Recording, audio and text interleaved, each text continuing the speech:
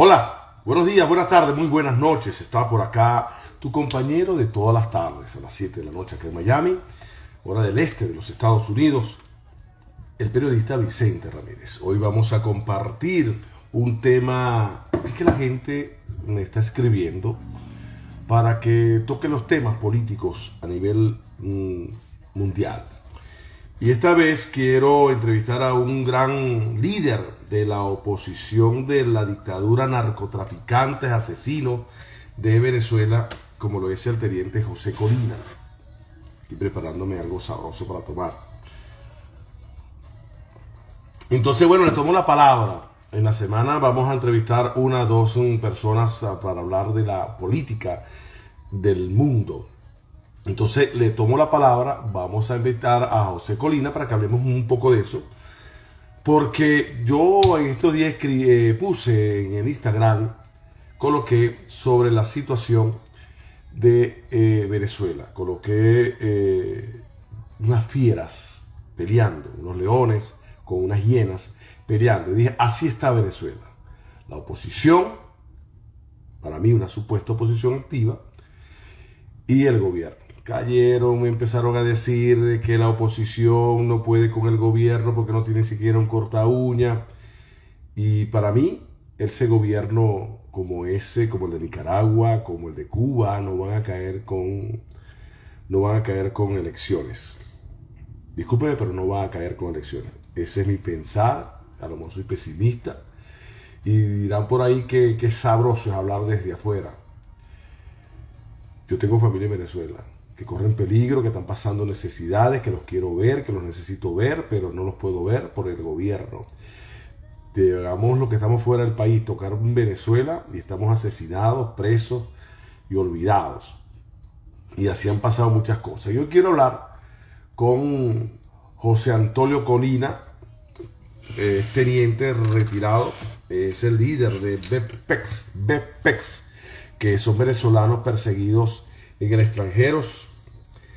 Y vamos a hablar con él. Ya lo tenemos por aquí, ya lo vamos a invitar. José Colina es un hombre que le ha ido frontal, él y su equipo ha ido frontal, ha reconocido muchas cosas de la oposición y también ha reconocido que se han cometido errores. Yo recuerdo, ¿cómo estás, Colina? Un abrazo, un placer. ¿Cómo está la cosa, hermano? Buenas noches, ¿cómo te ha ido? Muy bien. Yo recuerdo, Colina, que cuando Ramos Alú agarró la presidencia de la Asamblea Nacional y salió aquella, yo no sé si llamarlo teatro, que empezó a quitar, no sé si tú recuerdas que empezó a quitar las imágenes de Chávez.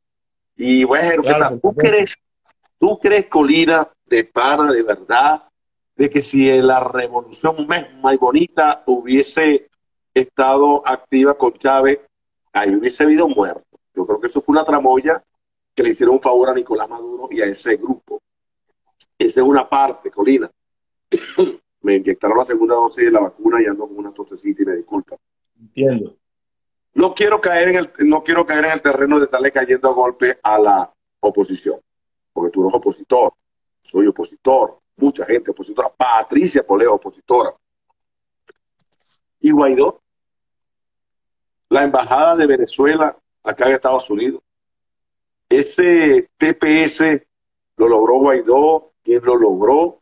¿Por qué no se logró en el gobierno anterior? Todas estas cositas quiero tocarlas para que estemos claros. ¿Y qué va a pasar en este año en Venezuela? Porque se habla de que mañana pasado, porque todavía estamos cayendo, Colina, en esto de que me lo dijo un sobrino que es primo del mesonero de la mesonera que está en Miraflores. ¿Cómo estás, hermano? Un abrazo. Bueno, sí, gracias por la invitación. Para mí realmente interesante estar aquí conversando contigo sobre estos tópicos.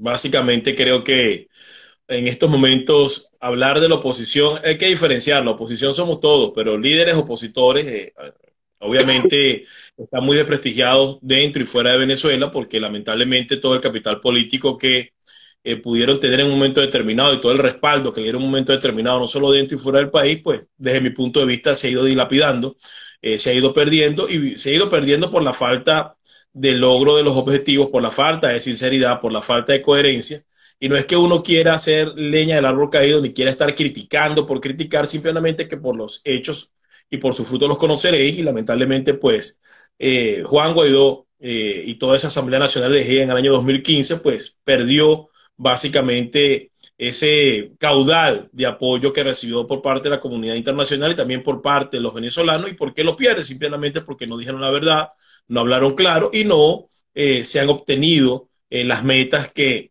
en teoría, y digo en teoría se presentaron porque en la práctica no se cumplieron ninguna.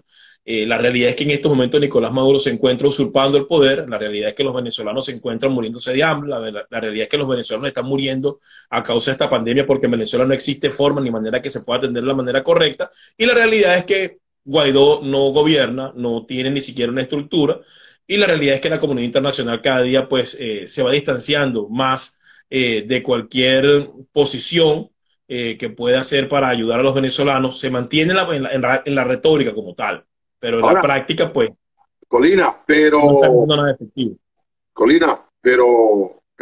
hubo unas elecciones irritas y la Asamblea Nacional de Guaidó quedó fuera porque hubo unas elecciones irritas. Pero mi pregunta, vienen ahora unas nuevas elecciones y hay mucha gente que se están matando en Venezuela para ser candidato a gobernador y todas estas cuestiones. ¿Qué pasa Bueno, entonces?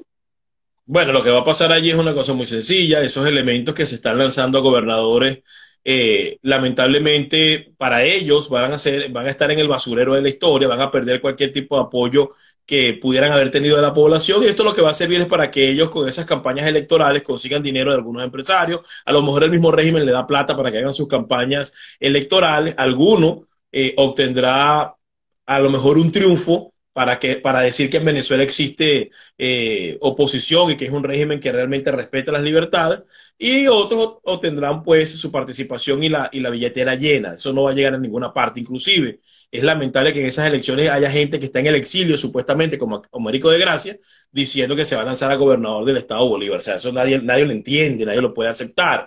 Es una ridiculez, es algo que provoca sentarse a llorar cuando uno ve una posición como esta, y lo que se van a ganar es el desprecio, que ya lo tienen muchos, pero se va a incrementar el desprecio por parte de los venezolanos que saben que la solución en Venezuela no es electoral. Lamentablemente, lo único que ven soluciones electorales son los políticos cohabitantes de la oposición, pero el venezolano de a pie sabe que la solución no es electoral y poco le importa a quién vayan a elegir en esas elecciones, porque al final del día los problemas que tienen los venezolanos siempre serán el mismo: la falta de comida, la falta de medicina y un régimen que los oprime. Ahora, eh, Chávez fue un hombre muy hábil. Chávez fue un hombre muy hábil y muy bien asesorado. De hecho, tú sabes que el presidente Chávez fue asesorado hasta por estadounidenses, europeos. Y vámonos por esta parte. Y Chávez siempre te mantenía y agarró el pastel. Este es el pastel. Y vámonos con elecciones presidenciales. Después nos vamos con la asamblea. Después nos vamos con de a gotas.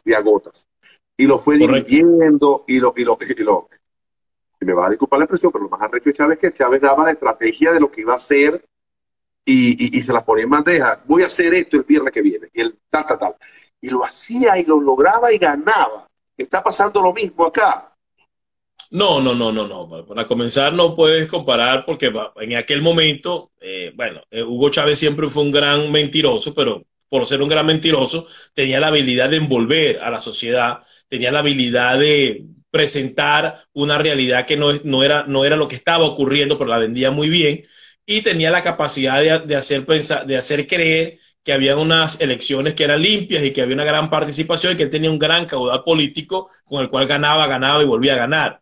Eso no es lo que está ocurriendo ahora en estos momentos. En estos momentos estamos viendo una sociedad y un país completamente destruido, una sociedad que en más de un 80, un 90% está en contra del régimen y también en contra de la oposición. Entonces, obviamente el escenario no es ni siquiera cercano. Aparte, tenemos unos actores políticos que no tienen capacidad alguna para tratar de vender una situación distinta a lo que está ocurriendo en el país. De hecho, son ampliamente rechazados, tanto la oposición como el régimen tirano de Nicolás Maduro, así que no se asemeja a lo que estaba pasando con Chávez hace 13, 14, 15 años atrás. Lo cierto del caso es que todo esto es producto de la desgracia que es el chavismo en Venezuela. Todo esto lo originó Chávez, aunque tiene una gran capacidad para mentir, tenía una gran capacidad para manipular, tenía una gran capacidad para presentar un mundo bonito en donde no existía. todo lo que está ocurriendo es consecuencia de él, todo lo que está ocurriendo es consecuencia de su revolución, y los actores que están en este momento destruyendo a Venezuela son los que él colocó allí y fueron los que dejó como responsables de continuar con una revolución pues, que no ha sido beneficiosa, sino nada más para ellos mismos. Aquí los únicos beneficiarios de la revolución es la cúpula corrupta del PSUV, es la cúpula corrupta de los militares, es la cúpula corrupta de los políticos, pero para los venezolanos no ha habido ningún beneficio en estos últimos 20 años, y yo creo que las pruebas así lo demuestran. Me cuesta un poco creer muchas cosas, pero entre esas cosas, ¿cómo es posible que semanalmente en Venezuela se estén, por decirte algo, inaugurando bodegones full de comida que ni siquiera a veces ni en Panamá ni en Colombia se consigue la comida que se consigue en esos bodegones? ¿Qué es eso? ¿De dónde está saliendo ese capital que se está ingresando a Venezuela donde hay tantos bodegones? Pero resulta que sí. Por cierto, mi sentido pésame con lo de tu papá. Eh, Gracias. la familia, tu familia, mi familia, la familia que está en Venezuela, que tiene gente de afuera, tiene la posibilidad de que tú le des unos dólares para que compren. Y los que no, ¿cómo hacen para entrar en esos bodegones? ¿Por qué están saliendo tantos bodegones, hermano? Bueno, lamentablemente la cleptocracia en Venezuela ha generado una nueva clase corrupta que tiene un gran manejo de divisas por múltiples negocios fraudulentos que hay en Venezuela: narcotráfico, corrupción, venta de combustible.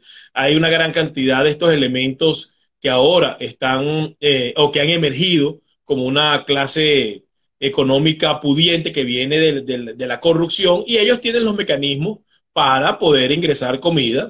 Violan las sanciones, se van a Colombia, la meten por la frontera, y como tienen una gran cantidad de manejo de divisas en efectivo y en cuentas afuera, pues les permite surtir esos bodegones como una manera de que tienen un negocio que está produciendo. No, no es un negocio. Están viviendo gracias a la desgracia de los venezolanos. Toda esa plata que tú ves metida en esos bodegones es porque se la robaron de algún ministerio, es producto del tráfico de drogas, es producto de la venta de combustible, es producto de la arquitectura financiera que montaron internacionalmente para tratar de evadir las sanciones y a través de terceros países meter una gran cantidad de comidas, recordando, ¿no?, que a diferencia de lo que dice el régimen, la comida y las medicinas no están dentro de las sanciones, o sea, se puede comprar de manera libre, y esto es lo que aprovechan estos corruptos y delincuentes para hacer lo que les da la gana. Y lamentablemente tenemos que reconocer que hay 5 millones de personas fuera del país que le mandan remesas a su familia. Y esas remesas tienen que gastarlas allí. ¿Qué van a hacer? No les queda otra alternativa. Yo quiero derrocar a Maduro, yo quiero que Maduro salga del poder, pero yo no voy a matar a mi familia. O sea, tengo que mandarle lo que pueda para que puedan subsistir. Y hay 5 millones de venezolanos que están fuera del país manteniendo a las familias que están dentro de Venezuela. Pero si hay un bloqueo económico, ¿cómo entra todo eso a Venezuela? No, lo que pasa es que la medicina y la comida no tiene bloqueo. Lo que tiene bloqueo son partes y piezas, armamentos. Lo que tiene bloqueo son las operaciones financieras o con las empresas, pero la comida y la medicina no tiene bloqueo. Que le está costando más llegar porque tiene que ir por terceros países, eso es otra cosa, pero ahí no hay bloqueo como tal. Y en los vehículos, esos carrazos que se... En los vehículos sí. De hecho, aquí hicieron una investigación hace como 6 meses atrás, en donde decomisaron 81 vehículos de lujo que estaban siendo enviados para Venezuela por un tercer país. Entonces, eso sí tiene un gravamen, o sea, tiene una prohibición para que puedan salir, y a los que están haciendo eso, pues la justicia norteamericana pues les está siguiendo las pistas, entendiendo, porque el venezolano es muy cortoplacista e inmediatista. Entonces aquí quieren que inmediatamente metan a todo el mundo. Aquí no funcionan las cosas aquí en los Estados Unidos. Aquí llevan investigaciones que llevan años, buscan todas las pruebas pertinentes, ven todo el entramado de corrupción, y una vez que tienen todos los elementos, pues comienzan a capturar. Ahorita es que están saliendo los primeros indicios o las primeras capturas de investigaciones de 4 o 5 años. Así funciona el sistema de justicia norteamericano, así funcionan los organismos de seguridad en Estados Unidos. Lo que sí les puedo asegurar a los que nos están escuchando, y a ti también, es que estos señores tardan, pero actúan. Y cuando actúan, nadie se salva. Así que todos esos que están por ahí inventando, llevando cosas y haciéndose los felices porque creen que están engañando al gobierno de los Estados Unidos, todos van a caer tarde o temprano. Ahora te pregunto algo, 2 cositas, y quisiera, si puedes responderme con respecto al TPS. Es beneficioso, claro que es beneficioso, pero aquellos que aplicaron asilo y ahora está el TPS, están entre la espada y la pared. ¿Qué hacer? No, para nada. Para nada, para nada. El TPS no tiene ningún tipo de problema para los que están aplicando asilo político. De hecho, se puede tener las dos peticiones y ninguna afecta a la otra. El TPS simplemente es una protección temporal que le permite a los venezolanos que se encuentran en territorio norteamericano permanecer de manera legal y tener acceso a un permiso de trabajo. Para el que está pidiendo asilo político y no se le han otorgado, se introduce el TPS, que le garantiza el TPS que si le niegan el asilo político, no lo van a mandar para Venezuela deportado porque está protegido bajo una protección temporal. Pero No hay eso no puede ningún parar el asilo. inconveniente. Eso no puede parar el No, asilo. no lo para en lo absoluto, no tiene nada que ver. No tiene nada que ver. Una persona puede estar pidiendo asilo y puede introducir su TPS y puede meter, bueno, si viene llegando, si llegó después del 8 de marzo no puede meter el TPS, pero todo aquel que tenga un caso de asilo pendiente puede introducir el TPS y es como una medida de protección. No tiene nada de malo como tal, ni es que tú aplicas al TPS y por eso no te van a otorgar el asilo. No tienen absolutamente nada que ver. De hecho, son dos peticiones completamente diferentes, que una no es excluyente de la otra. Así que han tratado de crear una campaña de desinformación con eso y eso no está bien, porque el TPS es una medida que beneficia a muchos venezolanos, sobre todo los que están indocumentados e ilegales en este país, que son bastantes, son más de lo que la gente cree, y que con esta medida han podido salir de las sombras y vivir, o comenzar a vivir de manera más tranquila, porque tú no sabes lo difícil que es andar en los Estados Unidos sin licencia de conducir, trabajando sin permiso de trabajo, buscando la manera de poder mantenerse y de estar huyendo de las autoridades migratorias constantemente. Eso es muy difícil. Para el que lo ha vivido, sabe que es una pesadilla y que pueda estar, que existe un alivio migratorio que permita que esas personas puedan estar tranquilas de que no los van a devolver a un infierno como lo que es Venezuela en estos momentos, representa una medida que hay que agradecerla. Ahora, hablaste muy bien claro, y eso es verdad, que la justicia aquí de Estados Unidos va lento, pero va precisa y va con fuerza. Los detenidos que están por fuera, y varios de esos que están, el Pollo Carvajal, que nadie sabe qué se hizo, el Pollo Carvajal, ¿qué va a pasar con ellos? Bueno, el caso de Alex Saab, obviamente su defensa, que es muy burocrática y buena porque tiene millones para eso, estaban retardando lo más posible que llegue hacia los Estados Unidos. Obviamente Alex Saab no quiere enfrentar los cargos que tiene aquí en la justicia norteamericana por múltiples razones. Primero, que la condena no es una condena de 2 o 3 años, es una condena que básicamente pudiera estar entre 10 y 20 años. Parece poco, pero 10 y 20 años, pero un elemento como este, que es multimillonario y que hacía lo que le daba la gana, es traumático. Yo he estado preso en cárceles norteamericanas y no es ninguna mantequilla ni es ninguna gracia estar en una cárcel, y mucho menos para elementos como Alex Saab. Entonces van a hacer lo que sea necesario para que no llegue a los Estados Unidos, porque no, por más que dé información a las autoridades norteamericanas, preso va a estar por lo menos más de 5 o 6 años. Y ya eso para él es muy grave. Segundo, va a tener que aportar información que una vez que la dé, obviamente va a permitir que muchos militares venezolanos, militares colombianos, políticos venezolanos, narcotraficantes venezolanos y colombianos puedan ser judicializados en los Estados Unidos. Eso le va a generar una cantidad de enemigos que una vez que cumplan su condena, bueno, ponen su vida en riesgo cuando sea enviado para Colombia, cuando cumpla su condena, no sé cuánto podrá hacer. Y en el último de los casos, estar en una cárcel en los Estados Unidos con la cantidad de dinero que él tiene no le representa ninguna ventaja ni ningún beneficio. Ninguno. Eso es en Colombia, que pueden hacer como Pablo Escobar y comprarse una cárcel. Eso es en Venezuela, que construyen hoteles para estar presos, salen en las noches, salen de viaje y regresan. En los Estados Unidos no funciona así y él lo sabe.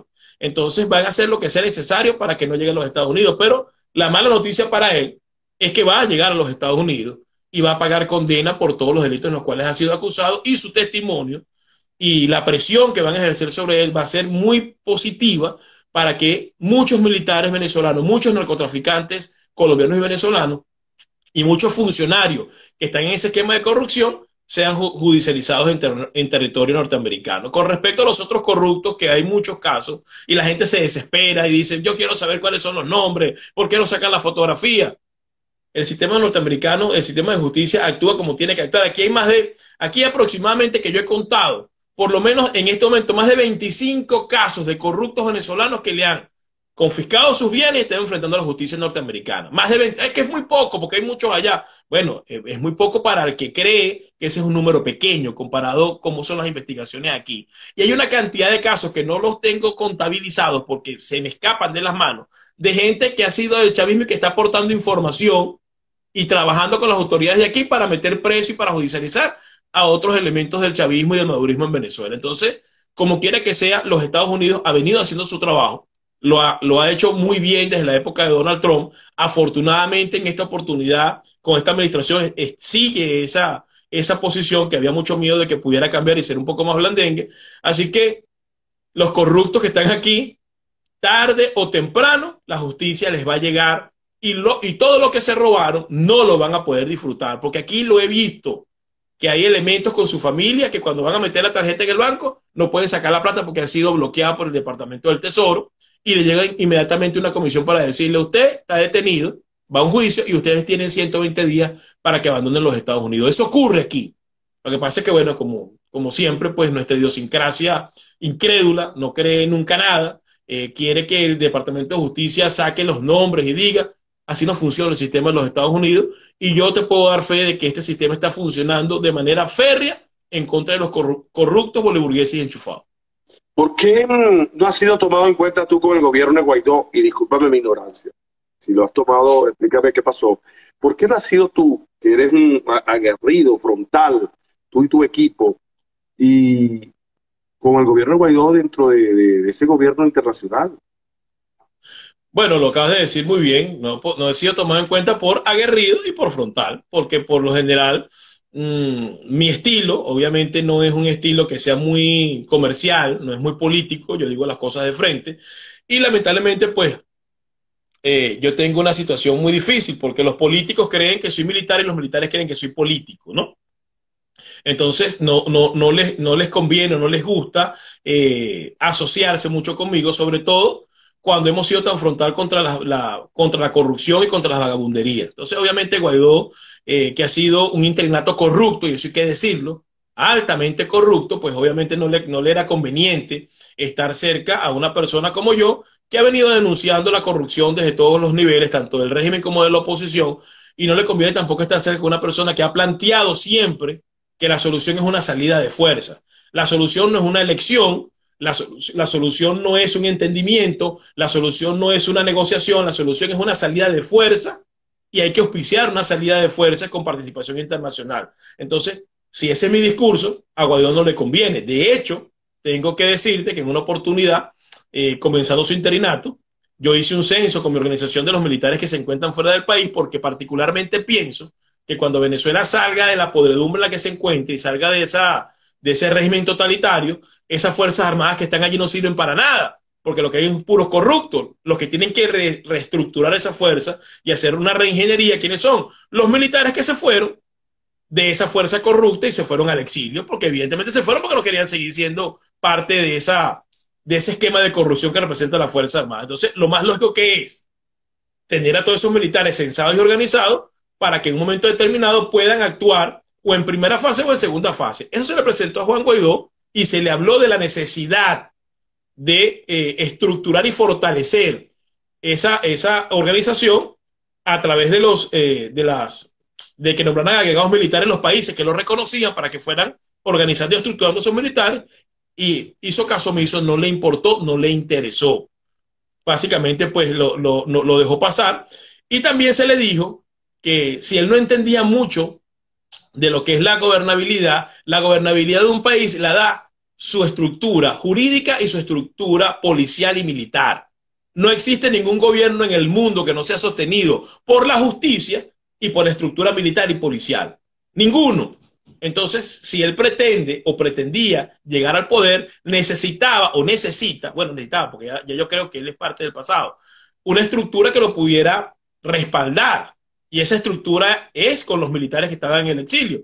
Bueno, hizo caso omiso, no le dio importancia, lo tiró a pérdida, y es por eso que nunca he sido tomado en cuenta por su gobierno, gracias a Dios, porque no me gusta relacionarme ni con corruptos ni con delincuentes, no me gusta, de cualquier línea donde vengan. Por eso tampoco nunca acepté ni aceptaré que los militares del 4 de febrero y los chavistas, no, que ahora están arrepentidos y quieren tumbar a Maduro. Bueno, si tumban a Maduro sería la continuación del chavismo, porque ellos forman parte de toda la desgracia que ha vivido Venezuela. Entonces, nunca me verás asociado con este tipo de elementos que, desde mi punto de vista, son traidores a la patria, y son triplemente traidores, porque Chávez engañó al país para llegar al poder y hizo lo que le dio la gana. Y estos están engañando al país para supuestamente salir del chavismo cuando sus prácticas son exactamente las mismas. El nepotismo, el amiguismo, la mesada, el dinero, vamos a ver cuánto nos agarramos, vamos a ver las cuotas de poder, tengo que ser yo, porque tenemos que ser todos.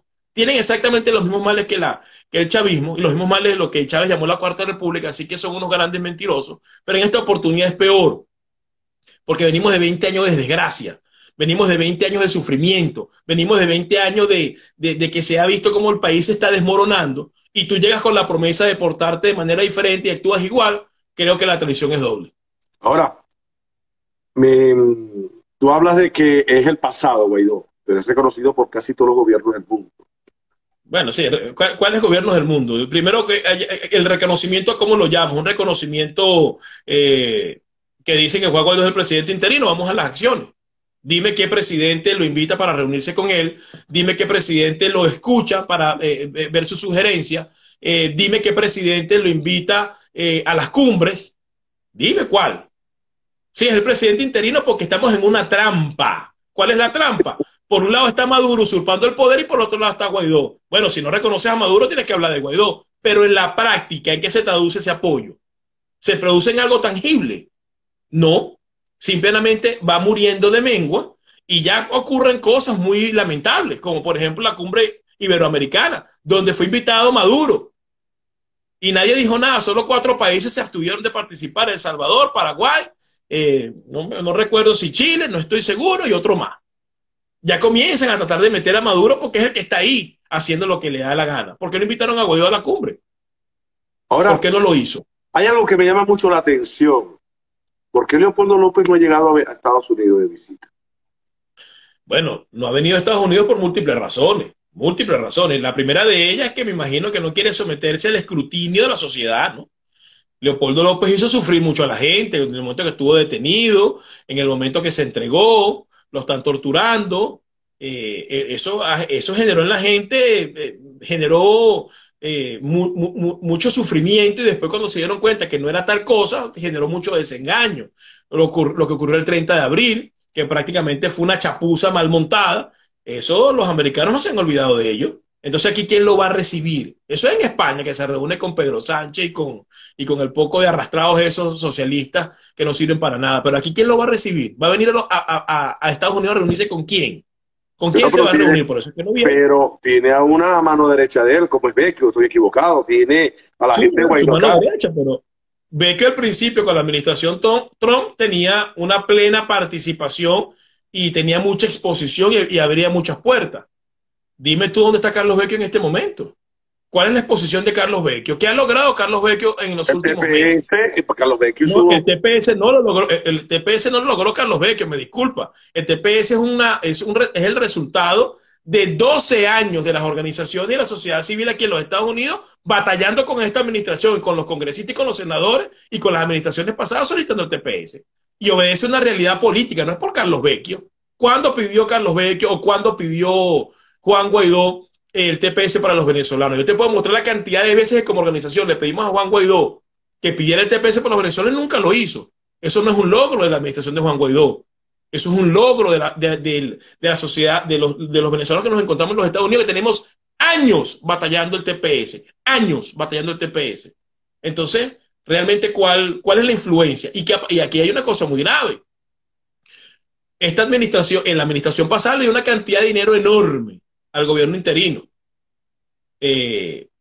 No estoy diciendo que se lo robaron, pero tampoco es que no han dado cuentas claras de dónde está ese dinero y qué ha pasado. Entonces yo creo que ha venido una pérdida de la influencia. Yo creo que no saben qué hacer con Juan Guaidó y con ese gobierno interino. Creo que no saben qué hacer con el tema de Venezuela. No es tan claro. Y hay una gran amenaza interna entre los Estados Unidos porque aquí hay congresistas y hay senadores que son pro Maduro y son pro Chávez. Por ejemplo, el congresista Gregory Meek, que es congresista por New Jersey, que es el jefe del Comité de Relaciones Internacionales de la Cámara de Representantes, es ampliamente favorecedor del chavismo y del madurismo. Un congresista de color. ¿Y por qué eso no lo han agarrado? ¿Por qué no lo han metido preso? ¿Por qué no lo han llamado a reflexión, a todas estas cosas? Y que si no fuera, porque hay otras fuerzas que equilibran, el buscar la manera de que las sanciones se levantaran, porque él es el jefe del Comité de Relaciones Internacionales de la Cámara de Representantes. O sea, que tiene mucha influencia. La suerte que tenemos es que en el Senado está el senador Bob Menéndez, que también es demócrata, que es jefe del Comité de Relaciones Internacionales del Senado, pero tiene una línea dura que dice mantener las sanciones por lo menos. Y dentro de la Casa Blanca hay algunos funcionarios que mantienen la postura de que hay que mantener las sanciones, pero aquí hay fuerzas que pudieran moverse para que Maduro sea reconocido o se le levante un poco las sanciones que se le han impuesto. Lo que pasa es que la cosa no es tan sencilla. Entonces, esto es un clima o un tema que está muy enredado, y está muy enredado. ¿Por qué? Porque hay muchas fuerzas que convergen en él, y por la gran ineptitud y la falta de astucia política y de valentía política que ha demostrado tener Juan Guaidó y los diputados que han estado al frente de la Asamblea Nacional o estuvieron al frente en la Asamblea Nacional del 2015 para acá. Te pregunto algo. En Venezuela hoy, con estas elecciones, el problema es la pandemia, el desorden de la salud, porque me decía un amigo chileno, me decía, mira, pero cuando se enferman del COVID, los llevan al hospital, se mueren. Es preferible tenerlo en la casa y hacer como una vaca. Yo le expliqué que era una vaca, que era la recolección de dinero entre varias personas que pegadas a la familia, para que lo atendieran en la casa. Y ¿cómo se está haciendo en Venezuela con eso? ¿Qué sabes tú de las... Bueno, todo el mundo sabe cómo está la salud, pero tú que te manejas cifras. No, mira, lamentablemente lo que está viviendo ahorita es aterrador. O sea, una mortandad enorme. He visto familias que se han muerto completas. En estos días, una señora de 60 años contaminó a su esposo y a la nana, y los tres se murieron con un día de diferencia, ¿no? La familia completa murió. Entonces hemos visto cómo lamentablemente pues esta pandemia que al mundo lo ha puesto de rodillas y le ha costado enfrentarlo, porque es algo completamente nuevo. Imagínate si al mundo le ha costado, y a un país de primer mundo como los Estados Unidos le costó para conseguir la vacuna y poder buscar la manera de mitigar que esa enfermedad se expandiera con fuerza. Imagínate Venezuela, donde nada funciona, donde el sistema de la infraestructura hospitalaria está en el piso, donde los médicos no tienen ningún tipo de insumo, donde la población está completamente desvalida, ni siquiera hay agua para lavarse las manos. Bueno, tiene que hacer estrago, y lo que preocupa aquí, lo que a mí me preocupa particularmente, y por eso que no pierdo mi tiempo ni hablando de Guaidó, ni de los politiqueros de oficio, lo que me preocupa es que, por ejemplo, pongamos que la comunidad internacional quiere ayudar a los venezolanos y quiere mandar, no sé, 10 millones de vacunas. ¿A quién se las entrega? ¿A dónde? Ajá, pero la parte humanitaria de Voluntad Popular y estos partidos de la Mesa de la Unidad. Ok, vamos a poner que se la entregan a Juan Guaidó. Pongamos, vamos a hacer un ejercicio. Se la entregan a Juan Guaidó, a Voluntad Popular. Ok, ¿cómo las mete para Venezuela? ¿Cómo las distribuye? ¿Cómo coloca las vacunas? ¿Tiene la infraestructura para eso? No, no lo tiene. Entonces, si se la entregas al régimen, entonces lo estarías legitimando también. Y el régimen va a utilizar la vacuna como un mecanismo de extorsión política, como ha utilizado todo, las cajas CLAP, la medicina, los empleos. Ahorita ese es el verdadero problema, porque nuestra población se está muriendo, eso es una realidad, porque no hay infraestructura y la pandemia está haciendo estrago, pero la ayuda cuando llegue, y me imagino que eso es lo que está pensando ahorita los países del mundo, ¿qué hacemos? ¿Se lo damos a un elemento que no tiene la infraestructura y no tiene la capacidad para que la vacuna llegue? ¿O se lo damos al dictador para que haga chantaje político y se lo ponga a sus amiguitos y eventualmente hasta hagan negocio? Es una disyuntiva que es muy difícil. Y tú ves a alguien hablando de eso. Tú ves a alguien buscándole una solución a eso. Tú ves a alguien viendo cómo se hace para que las vacunas. A mí se me ocurre una, pero obviamente creo que no es viable. Y es que las fuerzas de paz de la ONU no es que entren a derrocar a Maduro, que entren a vacunar a toda la población. Pero eso pasa porque Maduro lo autorice. Eso pasa porque Rusia y China, que tienen poder de veto, digan que están de acuerdo. Para hablar de una manera efectiva de meter las vacunas, porque de la otra manera es entregárselas a Maduro. Pero entonces, ¿qué estás haciendo? Estás reconociendo a un tirano, estás reconociendo a un dictador y vas a caer en su juego. Porque eso es mentira, que Maduro va a vacunar a toda la población. Él lo va a utilizar como siempre lo ha hecho, como mecanismo de extorsión política. Hay que pensar de qué manera podemos ayudar a nuestros compatriotas dentro del país, porque es un problema grave. Es un problema muy grave. ¿Cómo lo vamos a ayudar si estamos fuera del país? No, bueno, hay que buscar un mecanismo, porque las vacunas van a estar allí. A este país le van a sobrar muchas vacunas, a Alemania le va a sobrar vacunas, y están dispuestos a ayudar a un país como Venezuela, pero ¿cómo la canalizan? Si tienes a un inecto por un lado y a un tirano del otro, ¿cómo haces para que esa vacuna llegue? En eso es lo que tenemos que pensar. Y en eso es lo que tenemos que trabajar en este momento, porque la mortandad es enorme. No es lo que dice el régimen, es mucho más que eso. Ahora, ¿tú crees que una invasión, por llamarlo de alguna manera, porque es que hay mucha gente que no lee, que no investiga, dice, no, aquí tiene que haber una invasión al estilo cubano que todavía están esperando? Tiene que haber una invasión, tiene que haber más bloqueo. Eso no existe. Para mí eso no existe. Ese juego del ajedrez Bueno, no está. invasión no va a haber, obviamente, porque estamos en otro siglo, ¿no? Ya eso no funciona de esa manera. Y no hay la voluntad política para lograrla de ningún lado. Ni del lado de los países, ni del lado de lo que pudiera capitalizar lo que sería la oposición dentro del país. Hay que estar claro en algo. Y eso hay que entenderlo. Lo que pasa es que no se hace el análisis a profundidad. Para uno salir de algo, tiene que estar en capacidad de controlar lo que queda. Y lo que es la realidad es que nosotros no hemos estado en capacidad de controlar la situación dentro de Venezuela. Y eso es lo que ha visto la comunidad internacional. Lo intentaron con Juan Guaidó, pero mira lo que resultó. Entonces nadie se va a arriesgar a meterse en un país que, en teoría, ¿a quién le va a quedar en las manos? ¿Quién lo puede controlar? ¿Con qué estructura de fuerza lo puede controlar? ¿Con qué fuerza armada? Si lo que hay es un esquema de corrupción. Ese problema no se ha resuelto. O sea, invasión no va a haber. Porque para que haya invasión, tiene que haber alguien que la capitalice. Y nosotros no tenemos quien la capitalice. Ni siquiera tenemos quien hable de eso. Porque tú no ves a Guaidó, ni a Julio Borges, ni a Leopoldo López hablando. Mira, en Venezuela existe un gobierno narcoterrorista, que son una cuerda de malandros que están oprimiendo a la población y la única salida es de fuerza. No hay otra. ¿Quién habla de ese tema? Ninguno. Todos hablan de elecciones, todos hablan de salida negociada. Entonces, eso no va a ocurrir. Las sanciones, como tal, la gente dice que no funciona. Yo digo que sí funciona porque las sanciones es lo que permitió que Alex Saab esté preso. Las sanciones es lo que ha permitido que una cantidad de corruptos venezolanos que vivieron como reyes aquí en este país por mucho tiempo tengan las cuentas confiscadas y estén enfrentando procesos jurídicos. Las sanciones es lo que ha permitido que ellos no viajen libremente por el mundo como lo hacían antes. Ahora si quieren salir tendrán que ir para Irán o para China. Antes se la pasaban metido en Estados Unidos, en Francia, en Alemania. Entonces, los venezolanos no ven eso, pero yo sí lo veo porque yo he visto cómo se ha ido comportando, ¿verdad?, la geopolítica corrupta de Venezuela después de las sanciones. Todo le ha costado más. Antes Corrín se iba a cenar o a almorzar a Francia, ahora tiene que ir a almorzar en Margarita, pero no puede salir de Venezuela. Eso es producto de las sanciones. Entonces, obviamente, eso tiene un efecto importante. Ahora bien, lamentablemente, los opositores o la sociedad no se ha preparado realmente para capitalizar una estructura de poder que saque a estos delincuentes de allí y que tenga la capacidad de mantener el orden y el control en Venezuela, sobre todo un país que no es tomado por narcotraficantes, por los pranes y por los delincuentes.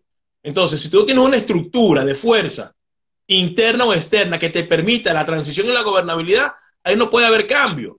Y se lo explicaba en estos días, yo me reúno usualmente una vez al mes con algunos consulados de otros países que están aquí en los Estados Unidos. Yo le decía, vamos al ejercicio hipotético, porque ahora todo hay que pensarlo, de que hay un proceso electoral. Pensemos que va a haber un proceso electoral. Y pensemos que es improbable que la oposición gane. Ganó Juan Guaidó. María Corina, para no meter a Juan Guaidó. Vamos a ver que ganó María Corina Machado. María Corina Machado va a ser presidenta y ¿con qué estructura va a gobernar? ¿Con las Fuerzas Armadas que hay ahí? ¿Con las instituciones que hay ahí? ¿Cuánto dura María Corina Machado en un país así en el poder? No. O quien sea. Entonces la elección es la solución. No. Entonces lo pudieron entender. Lo pudieron entender. No hay manera. No hay manera de que en una elección salgamos de esto porque las estructuras están corrompidas. Están desgastadas. Y ante eso tú tienes que tener cierta fortaleza o cierto cuerpo para tú neutralizar eso y tener gobernabilidad. No lo quieren entender. Con todos los políticos que me dio hablado, con los poquitos con los que he hablado, cuando le preguntas sobre ese tema no te saben qué responder. No tienen ni la menor idea. Y en Venezuela no hay una situación que esté generando una salida negociada. No existe. Porque hasta ahora quien tiene el control de todo ha sido el régimen. Entonces me hablan del caso de Pinochet. No es que Pinochet en Chile, bueno, Pinochet en Chile para comenzar era un gobierno de derecha, era un gobierno militar. Y a los que no les gusta leer, lean un poquito porque Pinochet fue al plebiscito. Pinochet fue al plebiscito porque todos los días le mataban un gendarme. Todos los días le mataban uno. Y él dijo, bueno, si esto sigue así, los militares se van a poner más agresivos contra la población que una guerra civil. Déjame ir a la elección. En Nicaragua, ¿por qué Daniel Ortega aceptó ir a la elección a pesar de que los cubanos le dijeron que no fuera la elección? Porque la contra financiada por los Estados Unidos todos los días le caía plomo. ¿En Venezuela hay una de esas dos cosas? No. Entonces, ¿qué va a negociar el régimen? ¿Qué pasa entonces en Venezuela? No hay líderes políticos. Los líderes naturales en los barrios, los líderes naturales en las comunidades están... Bueno, mira, yo te voy a hablar de líderes políticos a nivel nacional. No hay, no existe. No te puedo hablar de líderes políticos locales porque yo no estoy en Venezuela. Yo tengo 17 años viviendo en Miami. Sí, es posible que haya un líder en Casaltadó, que es donde yo soy.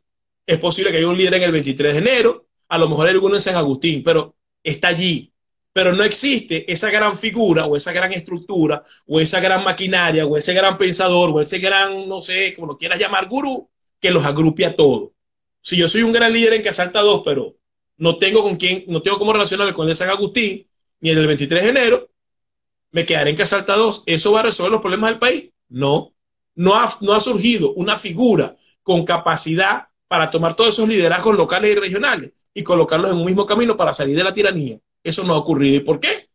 Por las envidias, por los forcejeos políticos, por el ventajismo, por querer salir de la situación teniendo el mejor beneficio, pensando para sí mismo y para su tolda y no para el país. Lamentablemente no hemos tenido ningún estadista. Hemos tenido operadores políticos, pero estadistas, ninguno. Esa es la realidad. Diego Arias, por ejemplo. Diego en su momento Diego Arias fue un buen tenía una buena retórica y estuvo hablando de la forma correcta, pero lamentablemente lo sacaron al exilio. Y al sacarlo al exilio, pues lo sacan sin la estructura.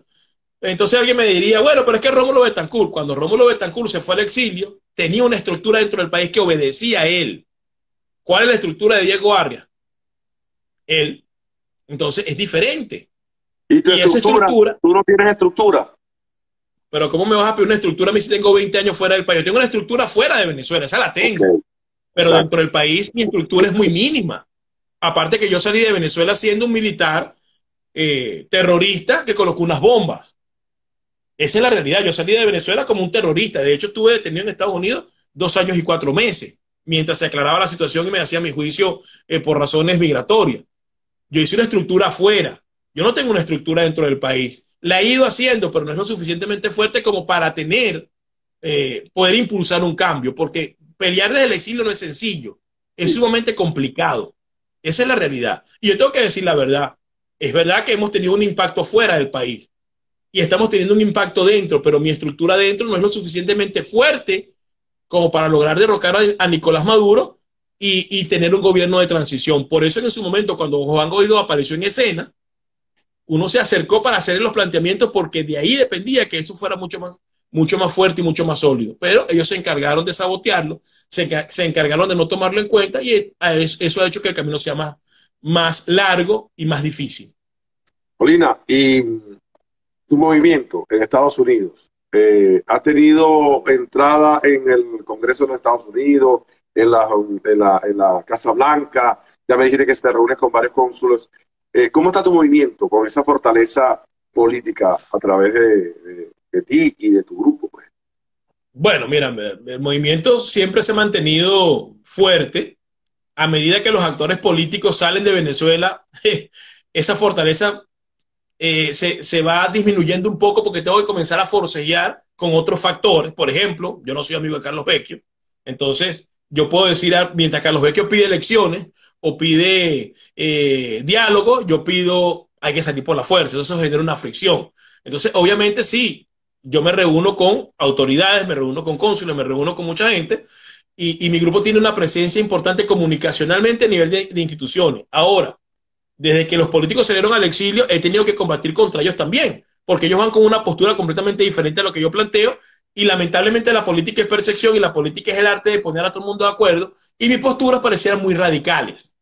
Es lo que la gente ve a primera vista, y entonces eso me lleva a tener enfrentamientos con ellos en otros terrenos, claro, un poco más diplomáticos, y bueno, eso minimiza un poco mi accionar, pero a nivel comunicacional y a nivel de los congresistas y senadores con los que he tratado históricamente de los Estados Unidos, está bastante bien.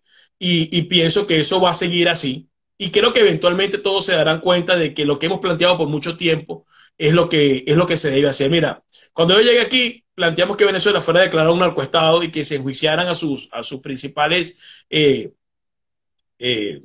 activistas y líderes políticos por narcotráfico. Me dijeron que yo estaba loco, que porque yo pedía eso. Hace 10 años atrás ocurrió. Una vez planteé, lo planteé ante la National Agency, la Agencia Nacional de Seguridad, planteé que había que colocarle recompensa a estos tipos, porque eran unos delincuentes. Me dijeron, eso no lo hace nunca. Pasó. No estoy diciendo que pasó por mí, estoy diciendo lo que hemos pedido en un momento determinado y ha ocurrido. Una vez se planteó y se dijo que esta gente que se venía para acá había que agarrarle los dinero porque era producto de la corrupción y bloquearse y enjuiciarlo.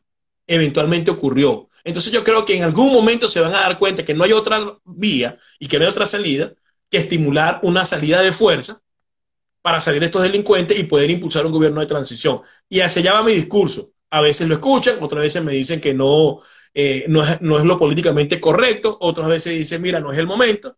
Yo lo mantengo porque siempre hay que recorrer un kilómetro más. Y lo que me ha caracterizado siempre es que no soy una veleta y no cambio de posturas políticas ni cambio de posición.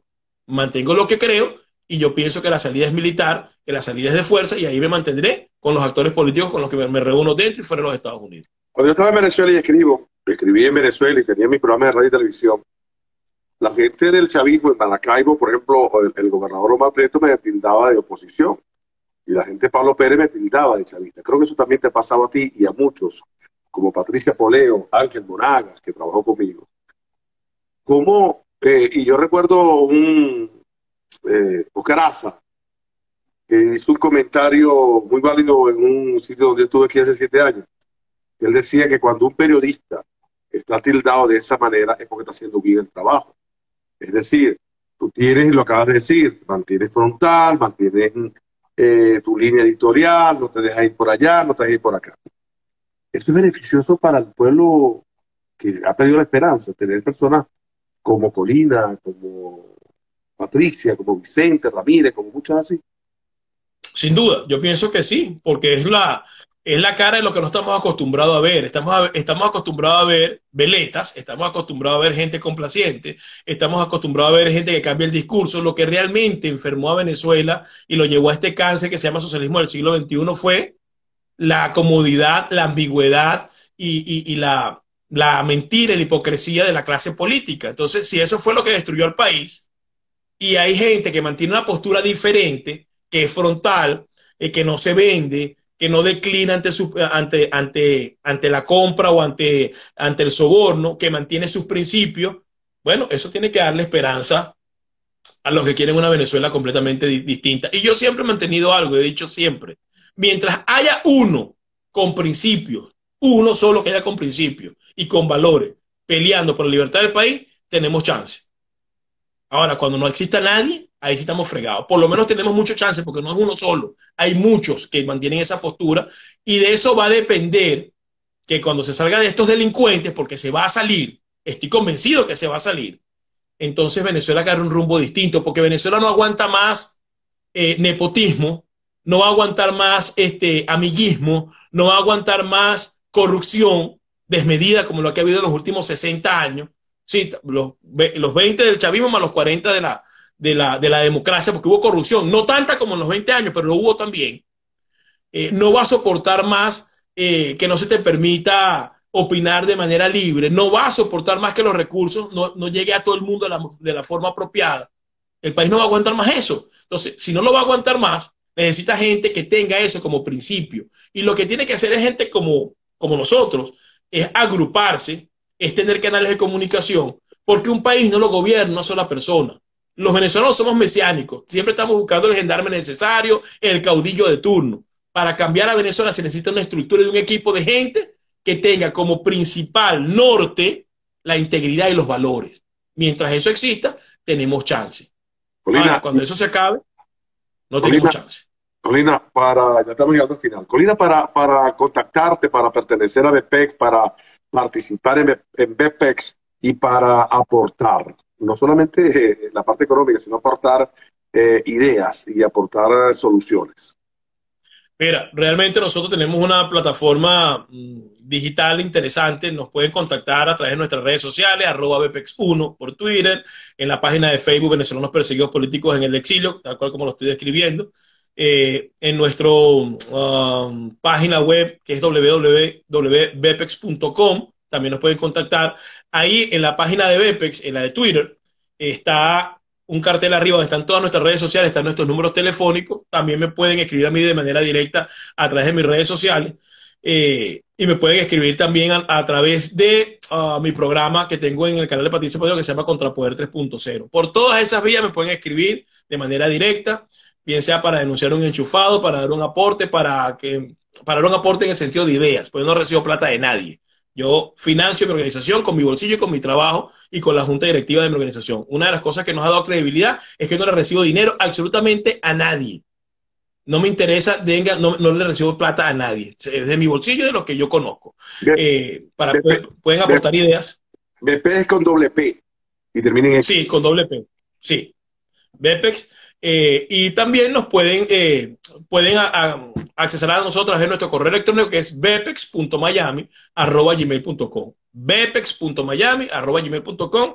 A través de todas esas vías, pues se pueden comunicar con nosotros y formar parte. Antes yo hacía muchas asambleas de ciudadanos en el Arepaso para conversar con la gente, para escucharlos y también para hacer nuestras propuestas. Lamentablemente con la pandemia no lo hemos podido hacer, pero entiendo que ya cuando ya todo el mundo esté vacunado y esto mitigue un poco la proliferación de este virus tan horrible, vamos a retomar nuevamente nuestras asambleas, porque el contacto con la gente es necesario, escuchar a la gente es necesario y hacer tormenta de ideas para buscar salida a la crisis que está viviendo Venezuela es necesario. Y a todos los invito a pensar con el tema de la vacuna, porque es un tema que está grave. Yo todos los días voy recibiendo gente que va muriendo, me preocupa lo que está pasando.